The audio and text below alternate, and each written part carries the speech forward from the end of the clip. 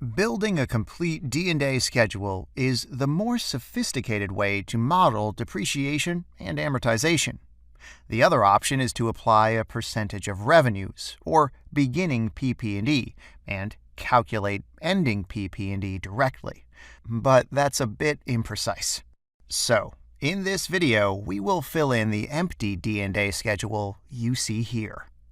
Two of the most important inputs we need to do that are the expected useful life of newly acquired fixed assets and the expected useful life of historically acquired fixed assets. We'll assume that both new and legacy fixed assets will be depreciated in 15 years. Okay, let's get started then. The D&A we have for Tesla in the second half of 2018 is provided by two components: D&A from historical assets and D&A from CapEx during the second half of 2018. So we'll have ending PP&E divided by 15, which is the number of useful years of historical CapEx, divided by 2, because we are considering only the second part of 2018, and we assume a 50% depreciation in 6 months. The second component is CapEx for the second half of 2018. We obtained this number in our previous lesson. Of course, it needs to be divided by 2. Given that costs in our model are shown as negative numbers and D&A is a cost, I've added a minus in front of both elements.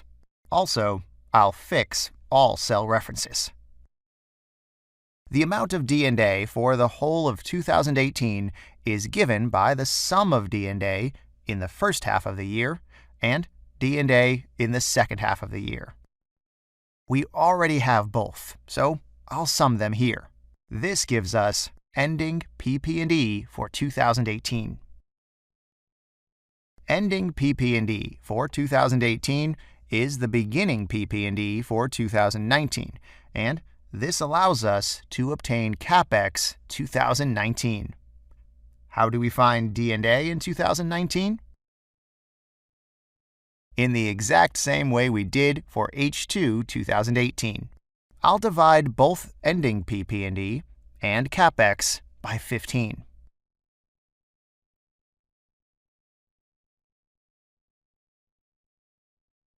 Of course, we need to add a minus sign in front. Also, let's fix cell references and paste to the right.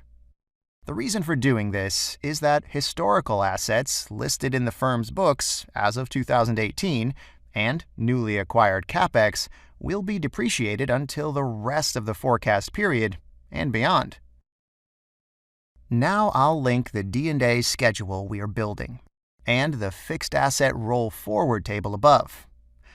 As soon as we obtain D&A for a given period, we'll have PP&E's ending value for that period, which would allow us to obtain CapEx and D&A.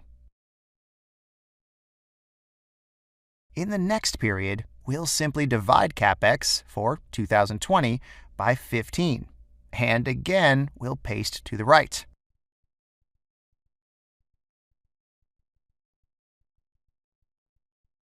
All references must be fixed.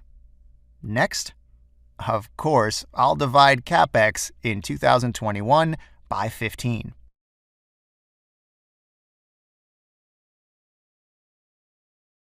We'll add a minus sign in front, and we'll paste to the right.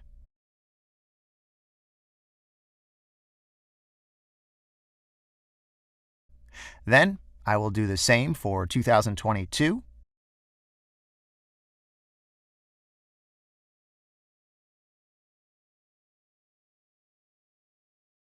2023,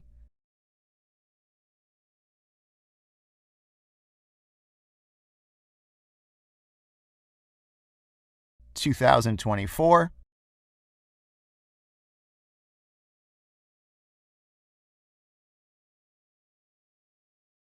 2025,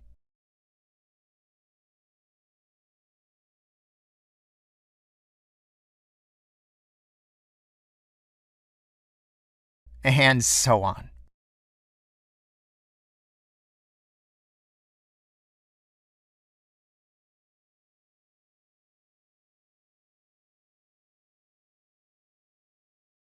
This calculation does take a few moments, but this sort of pyramid structure very nicely shows us how the expense for D&A is formed. It results from CapEx spent in previous years and accumulates over time. Once we are ready, our fixed asset roll forward will be complete.